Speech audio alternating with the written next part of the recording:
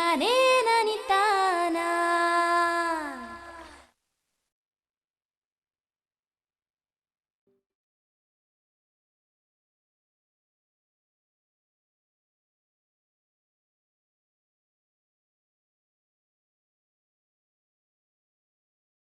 ಪ್ರತಿನಿತ್ಯ ಬಳಕೆಯಲ್ಲಿರುವ ಮತ್ತು ಸದಾ ಬೇಡಿಕೆಯಲ್ಲಿರುವ ತರಕಾರಿ ಬೆಳೆ ಈರುಳ್ಳಿ.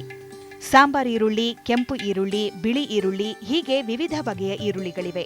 ಇವುಗಳಲ್ಲಿ ದೇಸಿ ಮತ್ತು ಹೈಬ್ರಿಡ್ ತಳಿಗಳು ಕೂಡ ಇವೆ. ಈ ನಿಟ್ಟಿನಲ್ಲಿ ಭಾರತದಲ್ಲಷ್ಟೇ ಅಲ್ಲದೆ ವಿದೇಶದಲ್ಲೂ ಬಹು ಬೇಡಿಕೆ ಇರುವ ಈರುಳ್ಳಿಯ ಹಲವಾರು ಸುಧಾರಿತ ತಳಿಗಳನ್ನು ಭಾರತೀಯ ತೋಟಗಾರಿಕಾ ಸಂಶೋಧನಾ ಸಂಸ್ಥೆ ಅಭಿವೃದ್ಧಿಪಡಿಸಿದೆ. ಈರುಳ್ಳಿ ಒಂದು ಪ್ರಮುಖ ತರಕಾರಿ ವಾಣಿಜ್ಯ ಬೆಳೆ. ಇದು ನಮ್ಮ ದೇಶದಲ್ಲಿ ಮತ್ತು ಹೊರದೇಶದಲ್ಲಿ ಹೆಚ್ಚು ಒಂದು ಬೇಡಿಕೆ ಇರತಕ್ಕಂಥ ವಾಣಿಜ್ಯ ತರಕಾರಿ ಬೆಳೆ. ಈ ಭಾರತೀಯ ತೋಟಗಾರಿಕಾ ಸಂಶೋಧನಾ ಕೇಂದ್ರದಲ್ಲಿ ನಾವು ಹಲವಾರು ಸುಧಾರಿತ ತಳಿಗಳನ್ನು ಬಿಡುಗಡೆ ಮಾಡಿದ್ದೇವೆ. ಇದರಲ್ಲಿ ಮುಖ್ಯವಾಗಿ ಸುಧಾರಿತ ತಳಿಗಳು ಮತ್ತು ಹೈಬ್ರಿಡ್ ತಳಿಗಳು ಮತ್ತು ಸಂಯುಕ್ತ ತಳಿಗಳನ್ನು 3 ವಿಭಾಗವಾಗಿ ನಾವು ವಿಂಗಡಿಸಬಹುದು. ಮೊದಲನೇದಾಗಿ ಸುಧಾರಿತ ತಳಿಗಳಲ್ಲಿ ಅರ್ಕಾ ಕಲ್ಯಾಣ್ ಮತ್ತು ಅರ್ಕಾ ನಿಕೇತನ್ ಅನ್ನೋ ತಳಿಗಳು ಭಾಳ ಪ್ರಮುಖವಾಗಿವೆ. ಅರ್ಕಾ ಕಲ್ಯಾಣ್ ಒಂದು ಸುಧಾರಿತ ಈರುಳ್ಳಿ ತಳಿಯಾಗಿದ್ದು ಕೆಂಪು ಮಚ್ಚೆ ರೋಗ ನಿರೋಧಕ ಶಕ್ತಿ ಹೊಂದಿದೆ. ಅರ್ಕಾ ಕಲ್ಯಾಣ್ ಅನ್ನೋಂಥ ತಳಿ ಇದು ಮಳೆಗಾಲಕ್ಕೆ ಅತಿ ಸೂಕ್ತವಾಗಿರತಕ್ಕಂಥದ್ದು. ಮಳೆ ಹೆಚ್ಚಾದರೆ ಮತ್ತು ಮಳೆ ಕಡಿಮೆ ಆದರೂ ಕೂಡ ಇದು ತಡ್ಕೊಳ್ಳೋಂಥ ಶಕ್ತಿ ಇದ್ದು ಹೆಚ್ಚು ಇಳುವರಿಯನ್ನು ಕೊಡ್ತಕ್ಕಂಥದ್ದು. ಗಡ್ಡೆಗಳು ಕೆಂಪಾಗಿದ್ದು ಗೋಲಾಕಾರವಾಗಿರ್ತವೆ ಮತ್ತು ಕೆಂಪು ಮಚ್ಚೆ ರೋಗವನ್ನು ತಡ್ಕೊಳ್ಳುವಂಥ ಶಕ್ತಿ ಇರ್ತವೆ. ಇದು ಸುಮಾರು 4 ತಿಂಗಳಲ್ಲಿ ಬರ್ತಕ್ಕಂಥದ್ದು. ಇಳುವರಿ ಹೆಕ್ಟೇರ್ ಒಂದಕ್ಕೆ 40 ಟನ್ ಇಳುವರಿ ಕೊಡ್ತಕ್ಕಂಥದ್ದು. ಇದರ ತಳಿಯ ವಿಶೇಷ ಏನು ಅಂತಂದರೆ ಇದರಲ್ಲಿ ಕವಲುಗಡ್ಡೆಗಳಾಗಲಿ ಅಥವಾ ಅವಧಿಗೆ ಮುಂಚೆ ಹೂ ಬಿಡ್ತಕ್ಕಂಥ ಗುಣಗಳಿರೋದಿಲ್ಲ. 3 ಪ್ರಮುಖವಾಗಿ ಹೇಳ್ತಕ್ಕಂಥ ಗುಣಗಳೇನು ಅಂತಂದರೆ, ಒಂದು ಕೆಂಪು ಮಚ್ಚೆ ರೋಗನ ತಡ್ಕೊಳ್ತಕ್ಕಂಥದ್ದು, ಇನ್ನೊಂದು ಮಳೆಗಾಲಕ್ಕೆ ಮಳೆಯಲ್ಲೇ ತಡ್ಕೊಂಡು ಬೆಳೀತಕ್ಕಂಥದ್ದು, ಮೂರನೇದು ಮಾರುಕಟ್ಟೆಯಲ್ಲಿ ಇದಕ್ಕೆ ಹೆಚ್ಚು ಬೆಲೆ ಬರ್ತಕ್ಕಂಥದ್ದು. ಒಂದು ಮೂಟೆಗೆ ಒಂದು 50 kg ಬ್ಯಾಗ್ಗೆ 5 ರಿಂದ 10 ರೂಪಾಯಿ ಹೆಚ್ಚು ಹಣ ಬರ್ತಕ್ಕಂಥದ್ದು ಬೇರೆ ಇತರ ತಳಿಗಳಿಗೆ ಹೋಲಿಸಿ ನೋಡಿದಾಗ. ಇದು ಅತ್ಯಂತ ಪ್ರಮುಖವಾದಂತಹ ಸುಧಾರಿತ ತಳಿ. ಅರ್ಕಾ ನಿಕೇತನ್ ಕೂಡ ಸುಧಾರಿತ ತಳಿಯಾಗಿದ್ದು ಹೆಚ್ಚಿನ ಶೇಖರಣಾ ಸಾಮರ್ಥ್ಯ ಹೊಂದಿದೆ. ಇನ್ನು ಎರಡನೇದಾಗಿ ಹೇಳೋದಾದರೆ ಅರ್ಕಾ ನಿಕೇತನ್ ಅನ್ನೋ ಒಂದು ತಳಿ ಇದೆ. ಇದು ಚಳಿಗಾಲಕ್ಕೆ ಸೂಕ್ತವಾಗಿರ್ತಕ್ಕಂಥ ತಳಿ. ಗಡ್ಡೆಗಳು ಗೋಲಾಕೃತಿಯಾಗಿರ್ತವೆ, ತೆಳುಗೆಂಪ ಹೊಂದಿರ್ತವೆ. ಇಳುವರಿ ಸುಮಾರು ಹೆಕ್ಟೇರ್ ಒಂದಕ್ಕೆ 35 ಟನ್ ಇಳುವರಿ ಬರ್ತದೆ. ಇದರಲ್ಲಿ ಹೆಚ್ಚು ಶೇಖರಣಾ ಸಾಮರ್ಥ್ಯ ಇರತಕ್ಕಂಥ ತಳಿ, ಹೆಚ್ಚು ಪ್ರಚಲಿತವಾಗಿ ಜನಪ್ರಿಯವಾದಂತಹ ತಳಿ. ಇದು ಕರ್ನಾಟಕ ಮತ್ತು ಇತರ ರಾಜ್ಯಗಳಲ್ಲಿ ಬೆಳೆಯಲು ಸಹ ಈ ತಳಿಯನ್ನು ಉಪಯೋಗಿಸ್ತಾ ಇದ್ದಾರೆ. ಈ ತಳಿ ಹೆಚ್ಚು ಶೇಖರಣಾ ಸಾಮರ್ಥ್ಯ ಇರುವುದರಿಂದ ಹೆಚ್ಚು ಜನಪ್ರಿಯವಾಗಿದೆ. ಅರ್ಕಾ ಲಾಲಿಮಾ ಹೈಬ್ರಿಡ್ ತಳಿಯಾಗಿದ್ದು ಸಮಗಾತ್ರದ ಗೋಲಾಕಾರದ ಕೆಂಪು ಗಡ್ಡೆಗಳಿರುವುದರಿಂದ ಈ ತಳಿ ಹೆಚ್ಚು ಜನಪ್ರಿಯವಾಗಿದೆ. ಇನ್ನು ಹೈಬ್ರಿಡ್ ತಳಿಗಳು ಇದ್ದಾವೆ. ಹೈಬ್ರಿಡ್ ತಳಿಗಳಲ್ಲಿ ಅರ್ಕಾ ಲಾಲಿಮಾ ಅನ್ನೋ ಒಂದು ತಳಿ ಇದೆ. ಇದು ಕೆಂಪು ಬಣ್ಣದ ಗಡ್ಡೆಗಳನ್ನು ಹೊಂದಿರ್ತದೆ. ಮಳೆಗಾಲಕ್ಕೆ ಸೂಕ್ತವಾದಂಥ ತಳಿ. ಗಡ್ಡೆಗಳು ಸಮಗಾತ್ರವಾಗಿರ್ತವೆ ಮತ್ತು ಗೋಲಾಕೃತಿ ಇರತಕ್ಕಂಥದ್ದು. ಇದಕ್ಕೂ ಕೂಡ ಹೆಚ್ಚು ಮಾರುಕಟ್ಟೆ ಇದೆ. ಗೋಲಾಕೃತಿ ಇದ್ದು ಸಮಗಾತ್ರದಲ್ಲಿ ಇದ್ದು ಆಕರ್ಷಕ ಕೆಂಪು ಬಣ್ಣ ಇರೋದರಿಂದ ಈ ಹೈಬ್ರಿಡ್ ತಳಿಗಳು ಹೆಚ್ಚು ಜನಪ್ರಿಯವಾಗ್ತಾ ಇದ್ದಾವೆ. ಅರ್ಕಾ ಕೀರ್ತಿಮಾನ್ ಕೂಡ ಹೈಬ್ರಿಡ್ ತಳಿಯಾಗಿದ್ದು ಹೆಚ್ಚಿನ ಶೇಖರಣಾ ಸಾಮರ್ಥ್ಯ ಹೊಂದಿರುತ್ತದೆ.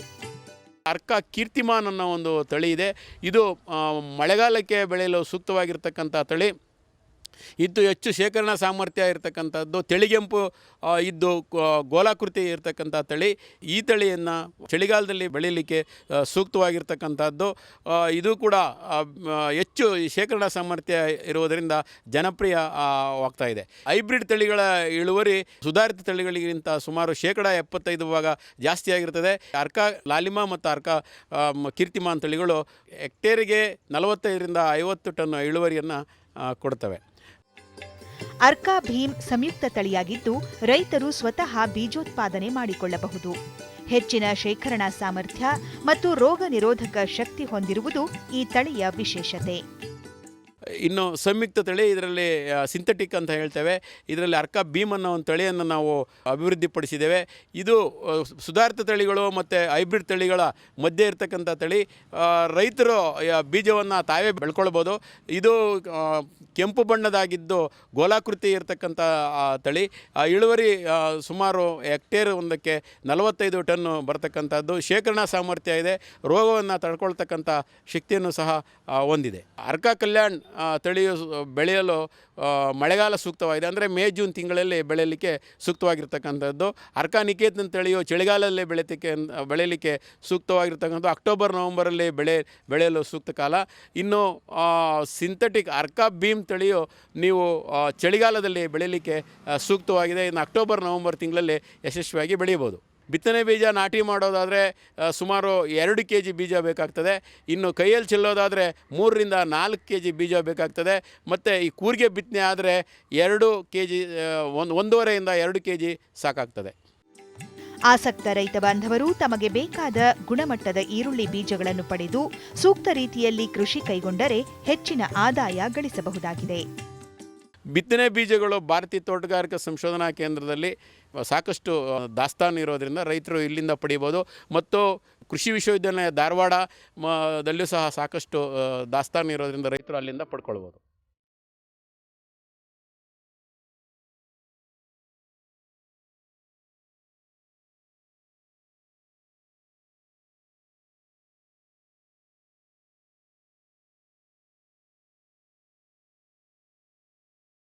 ಕೃಷಿ ಜೊತೆಗೆ ಕುಕ್ಕಟ ಪಾಲನೆಯಲ್ಲಿ ತೊಡಗುವುದು ಅಥವಾ ಮನೆ ಮಟ್ಟಕ್ಕೆ ಮೊಟ್ಟೆಗಾಗಿ ಕೋಳಿ ಸಾಕಾಣಿಕೆ ಕೈಗೊಳ್ಳುವುದು ಸಾಮಾನ್ಯ. ಕ್ರಮೇಣ ರಾಜ್ಯದಲ್ಲಿ ಮೊಟ್ಟೆಗಾಗಿ ಮತ್ತು ಮಾಂಸಕ್ಕಾಗಿ ಕೋಳಿ ಸಾಕಾಣಿಕೆಯನ್ನು ಬೃಹತ್ ಪ್ರಮಾಣದಲ್ಲಿ ಕೈಗೊಳ್ಳಲಾಗುತ್ತಿದ್ದು ಒಂದು ಸ್ವತಂತ್ರ ಉದ್ಯಮವಾಗಿ ಅಭಿವೃದ್ಧಿಗೊಳ್ಳುತ್ತಿದೆ. ಆದರೆ ಮಾರುಕಟ್ಟೆ ಬೆಲೆ ಏರುಪೇರಿನಿಂದ ಕುಕ್ಕಟ ಪಾಲನಾ ಉದ್ಯಮ ಸಂಕಷ್ಟ ಎದುರಿಸುತ್ತಿದೆ. ಗುತ್ತಿಗೆ ಆಧಾರಿತ ಕೋಳಿ ಸಾಕಾಣಿಕೆ ರೈತರಿಗೆ ಮತ್ತು ವ್ಯಾಪಾರಸ್ಥರಿಬ್ಬರಿಗೂ ಅನುಕೂಲಕರವಾಗಿದೆ. ಉತ್ಪಾದಕರು ಮತ್ತು ಖರೀದಿದಾರರ ಮಧ್ಯೆ ನಿರ್ಧರಿತ ಸಮಯಕ್ಕೆ ನಿರ್ಧಾರಿತ ಪ್ರಮಾಣದಲ್ಲಿ ನಿರ್ಧಾರಿತ ಬೆಲೆಗೆ ಮಾರುವ ಮತ್ತು ಕೊಳ್ಳುವ ಪೂರ್ವ ಒಡಂಬಡಿಕೆಯೇ ಗುತ್ತಿಗೆ ಆಧಾರಿತ ಕೋಳಿ ಸಾಕಣೆ. ಗುತ್ತಿಗೆ ಆಧಾರಿತ ಕೋಳಿ ಸಾಕಾಣಿಕೆ ಅಂದರೆ ಇದು ಯಾವುದೇ ಕೃಷಿನಲ್ಲಿದ್ದಂತೆ ಕೋಳಿ ಉದ್ಯಮದಲ್ಲೂ ಸಹ ಉತ್ಪಾದಕರು ಮತ್ತು ಕೊಳ್ಳುವವರ ಮಧ್ಯೆ ಒಂದು ಪೂರ್ವ ನಿರ್ಧರಿತ ಒಡಂಬಡಿಕೆ ಅಂತಲೇ ಹೇಳ್ಬೋದು ನಾವು. ಏನಂದರೆ ಇಲ್ಲಿ ಸಾಕಾಣಿಕೆ ಮಾಡಿ ನಂತರ ಬೆಳೀತಾರೆ ಅಂತ ಬೆಳೆದಿದ್ದಕ್ಕಂಥ ಕೋಳಿಗಳನ್ನು ಇಂತಿಷ್ಟು ರೇಟ್ನಲ್ಲಿ ಇಂತಿಷ್ಟು ಸಮಯದಲ್ಲಿ ಇಂತಿಷ್ಟು ದಿನದ ಒಳಗಡೆ ನಾವು ಕೊಂಡ್ಕೊಳ್ತೀವಿ ಅಥವಾ ನಾವು ಮಾರ್ತೀವಿ ಅನ್ನೋದ್ರ ಬಗ್ಗೆ ಒಂದು ಒಡಂಬಡಿಕೆ ಮಾಡ್ಕೊತಾರೆ. ಇದಕ್ಕೆ ನಾವು ಗುತ್ತಿಗೆ ಆಧಾರಿತ ಕೃಷಿ ಪದ್ಧತಿ ಅಥವಾ ಗುತ್ತಿಗೆ ಆಧಾರಿತ ಕೋಳಿ ಸಾಕಾಣಿಕೆ ಅಂತ ಹೇಳ್ತೇವೆ. ಇದು ಈ ಗುತ್ತಿಗೆ ಕೃಷಿ ಪದ್ಧತಿ ತುಂಬ ಹಿಂದಿನಿಂದನೂ ಬಂದಿದೆ ಮತ್ತು ಇದು ಬೇರೆ ಬೇರೆ ಕೃಷಿ ಚಟುವಟಿಕೆಗಳ ಎಲ್ಲ ಕಾರ್ಯರಂಗಗಳಲ್ಲೂ ಸಹ ಇದಿದೆ. ಮೊದಲನೇದಿಂದ ಹೇಳಬೇಕು ಅಂದರೆ ಬ್ರಿಟಿಷರ ಪ್ರಾರಂಭ ಕಾಲದಿಂದಲೂ ಸಹ ಈ ಗುತ್ತಿಗೆ ಆಧಾರಿತ ಕೃಷಿ ಪದ್ಧತಿ ಜಾರಿಯಲ್ಲಿದೆ. ಮೊದಲು ಕಾಲಿನ ಇಂಡಿಗೋ ಅಂತಕ್ಕಂಥ ಒಂದು ಸಸ್ಯ ಬೆಳವಣಿಗೆಗೆ ಬ್ರಿಟಿಷರು ಈ ಪದ್ಧತಿ ಅಳವಡಿಸ್ಕೊಂಡಿದ್ದರು. ನಂತರದಲ್ಲಿ ಈ ವರ್ಜಿನಿಯಾ ತಂಬಾಕು ಅಂತಕ್ಕಂಥ ಒಂದು ಬೆಳೆ ಬೆಳೀಲಿಕ್ಕೆ ಆಂಧ್ರದ ಕರಾವಳಿ ರೈತರಿಗೆ ಇದನ್ನು ತೊಡಗಿಸ್ಕೊಟ್ರು. ಆನಂತರದಲ್ಲಿ 1975ರಲ್ಲಿ ಈ ಕೆಲವು ಬೀಜೋತ್ಪಾದನಾ ಕಂಪನಿಗಳು ಅಂದರೆ ಅವರಿಗೆ ತಮಗೆ ಬೇಕಾಗಿರ್ತಕ್ಕಂಥ ಬೀಜಗಳನ್ನು ಬಿತ್ತನೆ ಬೀಜಗಳನ್ನು ಬೆಳೀಲಿಕ್ಕೆ ರೈತರೊಟ್ಟಿಗೆ ಒಂದು ಒಡಂಬಡಿಕೆ ಮಾಡಿಕೊಂಡು ಇದನ್ನು ಗುತ್ತಿಗೆ ಆಧಾರಿತ ಕೃಷಿಯನ್ನು ಜಾರಿ ತಂದರು. ಮತ್ತು ಇತ್ತೀಚೆಗೆ 1990-95 ನಂತರ ಈ ಗುತ್ತಿಗೆ ಒಂದಿದು ಗುತ್ತಿಗೆ ಕೃಷಿ ಏನಿದೆ ಕೋಳಿ ಉದ್ಯಮದಲ್ಲೂ ಸಹ ಸಾಕಷ್ಟು ಪ್ರಗತಿ ಕಾಣ್ತಾ ಇದೆ. ಸಣ್ಣ ಮತ್ತು ಮಧ್ಯಮ ಗಾತ್ರದ ಕುಕ್ಕಟ ಪಾಲನೆ ಕೇಂದ್ರ ಹೊಂದಿರುವವರಿಗೆ ಗುತ್ತಿಗೆ ಆಧಾರಿತ ಕೋಳಿ ಸಾಕಾಣಿಕೆ ಲಾಭದಾಯಕ. ಈ ಪದ್ಧತಿಯಲ್ಲಿ ಕಂಪನಿಯವರು ತಾಂತ್ರಿಕ ನೆರವು, ಗುಣಮಟ್ಟದ ಕೋಳಿ ಮರಿಗಳು, ಆಹಾರ, ಲಸಿಕೆ ಮುಂತಾದವನ್ನು ಸರಬರಾಜು ಮಾಡುತ್ತಾರೆ. ಈಗ ಇತ್ತೀಚಿನ ದಿನಗಳಲ್ಲಿ ಏನಾಗಿದೆ, ಈ ಉದಾರೀಕರಣ, ಖಾಸಗೀಕರಣ, ಈ ಜಾಗತೀಕರಣದ ಒಂದು ಪ್ರಭಾವದಿಂದ ಈ ಚಿಕ್ಕ ಮತ್ತು ಮಧ್ಯಮ ಪ್ರಮಾಣದ ಕೋಳಿ ಸಾಕಾಣಿಕೆ ರೈತರಿಗೆ ತುಂಬಾ ತೊಂದರೆ ಆಗ್ತಾಯಿದೆ. ಸೊ ಅದರಿಂದ ಆ ಒಂದು ಒತ್ತಡದಿಂದ ಅವರು ಹೊರಬರಬೇಕು ಅಂದರೆ ಈ ಗುತ್ತಿಗೆ ಆಧಾರದಲ್ಲಿ ಸಾಕಾಣಿಕೆ ಅವರಿಗೆ ತುಂಬಾ ಅನುಕೂಲ ಆಗ್ತಾಯಿದೆ. ಯಾವ ರೀತಿ ಆಗ್ತಾಯಿದೆ ಅಂದರೆ ಅವರಿಗೆ ಕಡಿಮೆ ಬಂಡವಾಳದಲ್ಲಿ ಅವರು ಉದ್ಯಮವನ್ನು ಸ್ಟಾರ್ಟ್ ಮಾಡ್ಬೋದು. ಜೊತೆಗೆ ಅವರಿಗೆ ಎಲ್ಲ ರೀತಿಯ ತಾಂತ್ರಿಕ ಸವಲತ್ತು ಸೌಕರ್ಯಗಳು ಸಹ ಒದಗಿಸಿಕೊಡ್ತಾರೆ. ಅಂದರೆ ಕಂಪ್ನಿಯವರು. ಅದರ ಜೊತೆಗೆ ಉತ್ತಮವಾದ ಕೋಳಿ ಮರಿಗಳು, ಆಹಾರ, ಲಸಿಕೆ ಈ ಥರದ ಎಲ್ಲ ತಾಂತ್ರಿಕ ಸೌಲಭ್ಯಗಳು ಸಹ ಸಿಗ್ತದೆ. ಮತ್ತು ಅವರಿಗೆ ಆರ್ಥಿಕವಾಗಿಯೂ ಸಹ ನೆರವು ಸಹ ನೀಡಲಾಗ್ತದೆ. ಒಂದು ಇದೆಲ್ಲದಕ್ಕಿಂತ ಪ್ರಮುಖವಾಗಿ ಅವರಿಗೆ ಈ ಮಾರುಕಟ್ಟೆ ಏರಿಳಿತ ಅಂತೇನು ನಾವು ಮಾರ್ಕೆಟ್ ಫ್ಲಕ್ಚುಯೇಷನ್ ಅಂತ ಹೇಳ್ತೀವಿ, ಅದರಿಂದನೇ ತುಂಬ ಅವರು ನೊಂದಿದ್ದಾರೆ ರೈತರು. ಅದರಿಂದ ಮುಕ್ತಿ ದೊರೀತದೆ ಅಂತ ಹೇಳ್ಬೋದು ಈ ಗುತ್ತಿಗೆ ಆಧಾರಿತ ಪದ್ಧತಿಯಲ್ಲಿ ಅವರು ಕೋಳಿ ಸಾಕಾಣಿಕೆ ಮಾಡಿದರೆ. ಇದ್ರ ಜೊತೆಗೆ ಕಡಿಮೆ ಬಂಡವಾಳದಿಂದ ಮಾಡ್ಬೋದು. ಮತ್ತು ರೈತರು ಅಲ್ಲದೇ ಹೂಡಿಕೆದಾರರು ಅಥವಾ ಬಂಡವಾಳದಾರರು ಕಂಪ್ನಿಗಳಂತ ನಾವೇನು ಹೇಳ್ತೀವಿ, ಅವ್ರಿಗೂ ಸಹ ಇದರಿಂದ ಲಾಭ ಇದೆ. ಯಾಕಂದರೆ ಇದರಲ್ಲಿ ಒಂದು ರೀತಿ ನಿರಂತರವಾದ ಆದಾಯ ಗಳಿಸಲಿಕ್ಕೆ ಸಾಧ್ಯತೆ ಇದೆ. ಈ ಯಾವುದೇ ನೌಕರಿಯವರಿಗೆ ಬಂದಂತೆ ತಿಂಗಳ ವರಮಾನ ಬರೋ ರೀತಿ ಅವರು ಇದನ್ನು ನಡೆಸ್ಕೊಂಡು ಹೋಗ್ಬೋದು ಗುತ್ತಿಗೆ ಆಧಾರದಲ್ಲಿ. ಜೊತೆಗೆ ಈ ಮಾರ್ಕೆಟ್ ಫ್ಲಕ್ಚುಯೇಷನ್ ಸಹ ತಪ್ಪೋಗುತ್ತೆ. ಮತ್ತು ಈ ಫಿಕ್ಸ್ಡ್ ರೇಟ್ ಅಂತ ಏನು ಹೇಳ್ತೀವಿ, ಅಂದರೆ ನಾವು ಈ ಪೂರ್ವ ನಿರ್ಧರಿತ ಬೆಲೆ ಮೊದಲೇ ಫಿಕ್ಸ್ ಮಾಡ್ಕೊಂಡಿರ್ತಾರೆ ಇಂತಿಷ್ಟು ರೇಟ್ಗೆ ಅಂತೇಳಿ. ಆ ಒಂದು ದೃಷ್ಟಿಯಿಂದ ಎರಡೂ ಕಡೆಯವ್ರಿಗೂ ಸಹ ಒಂದು ರೀತಿಯ ಮಾರುಕಟ್ಟೆಯ ಒಂದು ಏರಿಳಿತಗಳ ಪ್ರಭಾವ ಅಷ್ಟೊಂದಾಗಿ ಇರುವುದಿಲ್ಲ. ವಿಶೇಷವಾಗಿ ಇದು ಸಣ್ಣ ಮತ್ತು ಮಧ್ಯಮ ಪ್ರಮಾಣದ ಗಾತ್ರದ ರೈತರಿಗೆ ತುಂಬ ಅನುಕೂಲ ಆಗ್ತದೆ ಈ ಗುತ್ತಿಗೆ ಆಧಾರಿತ ಕೋಳಿ ಪದ್ಧತಿಯಲ್ಲಿ ಕೋಳಿ ಸಾಕಣೆ ಮಾಡೋದು. ಕುಕ್ಕಟ ಪಾಲನೆಯಲ್ಲಿ ಹಲವಾರು ತೊಡಕುಗಳಿವೆ. ಸೂಕ್ತ ಆಹಾರ ಪೂರೈಕೆ, ಸಮರ್ಪಕ ವಿದ್ಯುತ್ ಪೂರೈಕೆ, ಪಶುವೈದ್ಯರ ಸೇವಾ ಸೌಲಭ್ಯಗಳು, ಕೋಳಿ ಮರಿಗಳ ಲಭ್ಯತೆ ಮುಂತಾದ ತೊಡಕುಗಳಿಂದ ಮುಕ್ತರಾಗಿ ಕುಕ್ಕಟ ಪಾಲನೆಯನ್ನು ಲಾಭದಾಯಕಗೊಳಿಸಲು ಗುತ್ತಿಗೆ ಆಧಾರಿತ ಕೋಳಿ ಸಾಕಾಣಿಕೆ ಸೂಕ್ತವಾಗಿದೆ. ಗುತ್ತಿಗೆ ಪದ್ಧತಿನಲ್ಲಿ ಕೋಳಿ ಸಾಕಾಣಿಕೆ ಮಾಡ್ತಿರ್ತಕ್ಕಂಥ ರೈತರಿಗೂ ಸಹ ಕೆಲವು ಈ ಆರ್ಥಿಕ ವಿಚಾರವಾಗಿ ಕೆಲವು ಸವಾಲುಗಳಂತಲೇ ಹೇಳ್ಬೋದು, ನಾವು ಚಾಲೆಂಜಸ್ ಅಂತ ಹೇಳ್ತೀವಿ. ಏನಂದರೆ ಅದರಲ್ಲಿ ಅವರಿಗೆ ಈ ವಿಶೇಷವಾಗಿ ಕೋಳಿ ಉದ್ಯಮಕ್ಕೆ ಬೇಕಾಗಿರ್ತಕ್ಕಂಥ ಈ ಮೆಕ್ಕೆಜೋಳ ಏನಿದೆ ಅದು ಒಂದು ಇನ್ಪುಟ್ಸ್ ಅಂತ ನಾವು ಹೇಳ್ತೀವಿ, ಅದನ್ನು ಈ ಆಮದು ಶುಲ್ಕವನ್ನು ಏರಿಸಿದ್ದಾರೆ. ಹಾಗಾಗಿ ಮತ್ತು ಈ ಕೋಳಿ ಉತ್ಪನ್ನಗಳು ಏನಿದೆ ಅದರ ಆಮದು ಶುಲ್ಕವನ್ನು ಇಳಿಸಿದ್ದಾರೆ. ಅಂದರೆ ಕಂಪೇರಿಟಿವ್ಲಿ ಅದು ಆಮದು ಶುಲ್ಕ ಕಡಿಮೆ ಇದೆ ಮತ್ತು ಮೆಕ್ಕೆಜೋಳದ ಆಮದು ಶುಲ್ಕ ಜಾಸ್ತಿ ಇದೆ.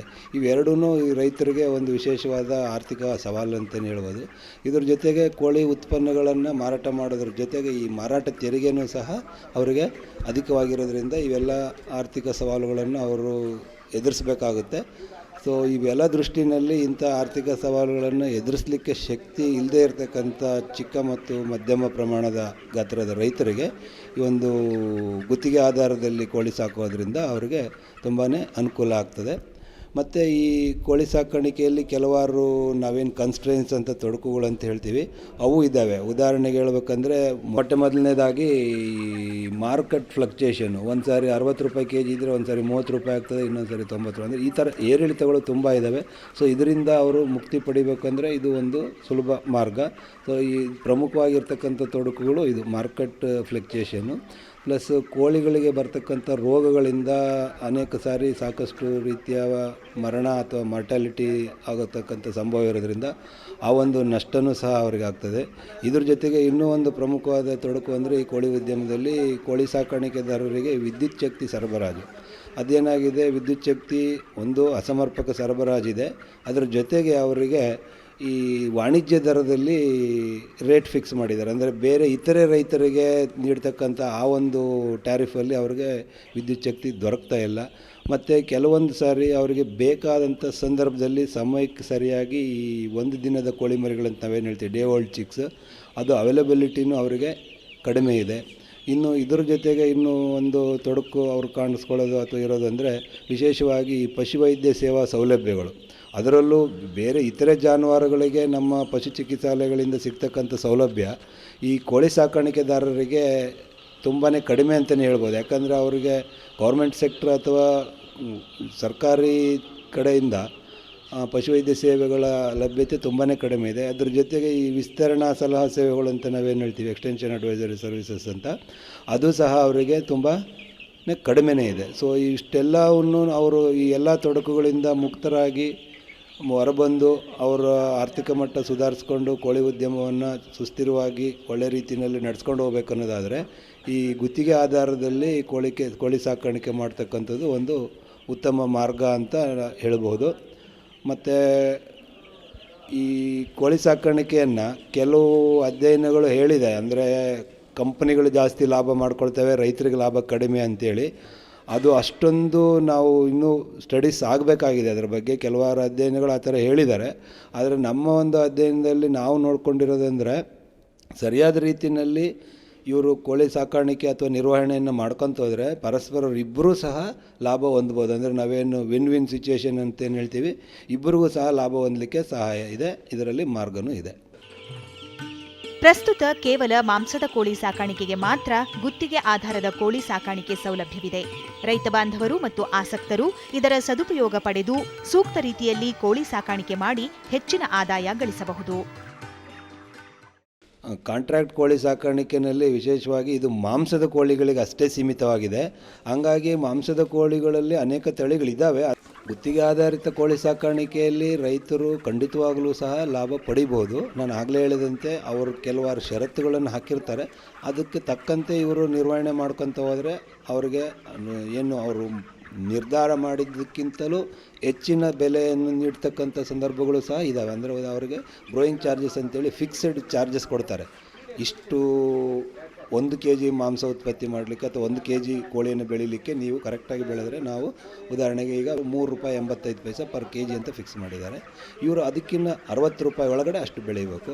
₹60ಗಿಂತ ₹1 ಕಡಿಮೆ ₹59 ಬೆಳೆದ್ರೆ ಅದೇನು ಎಕ್ಸ್ಟ್ರಾ ಬರ್ತದೆ ಅದರಲ್ಲಿ 50% ಇವರಿಗೆ ಇನ್ಸೆಂಟಿವ್ ಆಗಿ ಕೊಡ್ತಾರೆ ರೈತರಿಗೆ. ಅಂದರೆ ಆ ಥರ ಗ್ರೋಯಿಂಗ್ ಇನ್ಸೆಂಟಿವ್ಸು ಇದೆ. ಅದೇ ರೀತಿ ಅವರು ₹60ಗಿಂತ ಜಾಸ್ತಿ ಏನಾದರೂ ಬೆಳವಣಿಗೆ ಇದು ಕಾಸ್ಟ್ ಆಫ್ ಪ್ರೊಡಕ್ಷನ್ ಜಾಸ್ತಿ ತೋರಿಸಿದ್ರು ಅಂದರೆ ಅದೇ ರೀತಿ ಅವ್ರಿಗೆ ಪೆನಾಲ್ಟೀಸು ಸಹ ಇದ್ದಾವೆ. ಹಾಗಾಗಿ ಈ ಆದಷ್ಟು ಪೆನಾಲ್ಟಿಗಳು ಬರದಂತೆ ಇನ್ಸೆಂಟಿವ್ಗಳು ಬರೋ ರೀತಿಯಲ್ಲಿ ಅವರು ನಿರ್ವಹಣೆ ಮಾಡಿಕೊಂಡು ಅವರು ನೀಡಿದಂಥ ತಾಂತ್ರಿಕ ಸಲಹೆ ಮತ್ತು ಮಾರ್ಗದರ್ಶನಗಳನ್ನು ಅನುಸರಿಸಿ ಮಾಡಿದರೆ ಖಂಡಿತವಾಗಲೂ ಸಹ ರೈತರು ಸಹ ಲಾಭ ಗಳಿಸ್ಕೋಬೋದು. ಅದೇ ರೀತಿ ಹೂಡಿಕೆದಾರರು ಅಥವಾ ಕಂಪನಿಗಳವರು ಸಹ ಲಾಭ ಪಡಿಬೋದು. ನಮ್ಮ ದೃಷ್ಟಿಯಲ್ಲಿ ಇದು ಸರಿಯಾದ ರೀತಿಯಲ್ಲಿ ನಿರ್ವಹಣೆ ಮಾಡಿದ್ದಾದರೆ both can get the profit. ಅದು ನಾವೇನು ವಿನ್ ವಿನ್ ಸಿಚುವೇಶನ್ ಅಂತಲೇ ಹೇಳ್ಬೋದು. ಇಬ್ಬರೂ ಸಹ ಲಾಭ ಪಡೀಲಿಕ್ಕೆ ಸಾಧ್ಯತೆ ಇದೆ.